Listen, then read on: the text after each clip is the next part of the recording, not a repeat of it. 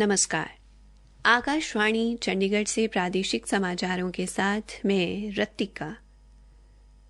आकाशवाणी के समाचार सेवा प्रभाग द्वारा कोरोना उचित व्यवहार जन आंदोलन के तहत कोविड-19 के प्रति लोगों को जागरूक करने के लिए शुरू की गई श्रृंखला आओ कोविड को हराएं में आज का संदेश है, कोविड वैक्सीन पूरी तरह सुरक्षित है, याद रखना दवाई भी और कड़ाई भी।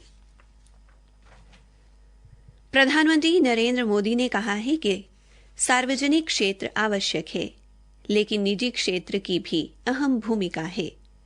उन्होंने कहा कि दूरसंचार और दवा सहित हर जगह निजी क्षेत्र की भूमिका देखी जा सकती है। राष्ट्रपति के अभिभाषण पर लोकसभा में धन्यवाद प्रस्ताव पर बहस का जवाब देते हुए श्री मोदी ने कहा कि निजी क्षेत्र की भूमिका के कारण ही भारत मानवता की सेवा करने में सक्षम है। उन्होंने कहा कि अगर निवेश और नई प्रौद्योगिकी को नहीं अपनाया गया तो कृषि क्षेत्र मजबूत नहीं होगा। उन्होंने जोर देकर कहा कि अब केवल गेहूं और धान की पैदावार से आगे बढ़ने की जरूरत है। प्रधानमंत्री ने कहा कि निजी क्षेत्र को बुरा भला कहने का चलन अब स्वीकार नहीं किया जा सकता और ऐसा करना देश के युवाओं का अपमान करना होगा। श्री मोदी ने कहा कि वे इस बात से हैरान हैं कि लोग ये क्यों पूछ रहे हैं कि नए कृषि कानूनों की क्या जरूरत थी, जबकि किसानों ने इस बारे कभी नहीं कहा। उन्होंने कहा कि किसी ने दहेज और 3 तलाक पर कानून की मांग नहीं की, लेकिन कानून बनाए गए क्योंकि ये कानून प्रगतिशील समाज के लिए आवश्यक थे। उन्होंने कहा कि लोकसभा के साथ-साथ केंद्र सरकार किसानों का सम्मान करती है और यही कारण है कि सरकार के वरिष्ठ मंत्री किसानों से बातचीत कर रहे हैं। उन्होंने कहा कि संसद में कृषि संबंधी कानून पारित होने के बाद भी कोई मंडी बंद नहीं हुई है और न्यूनतम समर्थन मूल्य भी बरकरार है। श्री मोदी ने कहा कि कोविड-19 के बाद एक नई विश्व व्यवस्था को आकार दिया जा रहा है और ये भारत के लोगों ने तय करना है कि वो ये नई व्यवस्था बनाने का नेतृत्व करना चाहते हैं या नहीं। उन्होंने कहा कि इस महामारी के दौरान भारत आत्मनिर्भर बनकर उभरा है।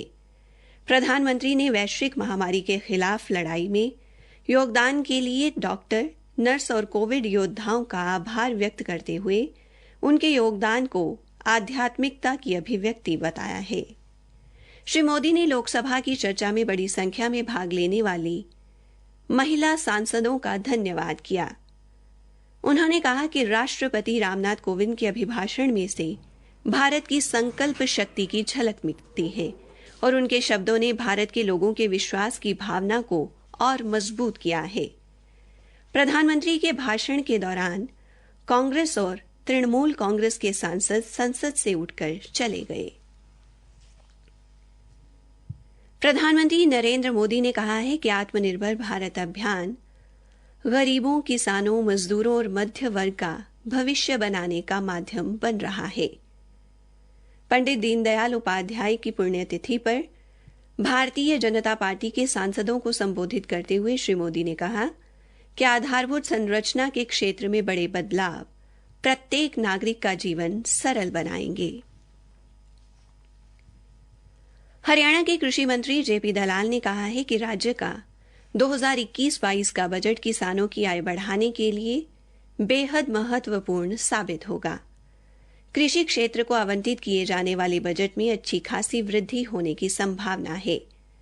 कृषि विभाग के बजट संबंधी कृषि मंत्री की अध्यक्षता में हुई समीक्षा बैठक में ये बात सामने आई। केंद्र सरकार ने इंडिया पोस्ट पेमेंट बैंक नाम से एक अनूठी योजना शुरू की है। डाक विभाग जींद के निरीक्षक अरुण कुमार सिहाग ने बताया कि इस योजना के तहत अब 10,000 रुपए तक की राशि किसी भी डाकघर से अंगूठा लगाकर प्राप्त की जा सकती है और अगर कोई व्यक्ति हाथों से दिव्यांग है तो वह अपनी आंखें स्कैन करवाकर धनराशि प्राप्त कर सकता है। निरीक्षक ने बताया कि देश के किसी भी डाकघर व डाकिये से ये सुविधा प्राप्त की जा सकती है। इसी के साथ प्रादेशिक समाचार समाप्त हुए।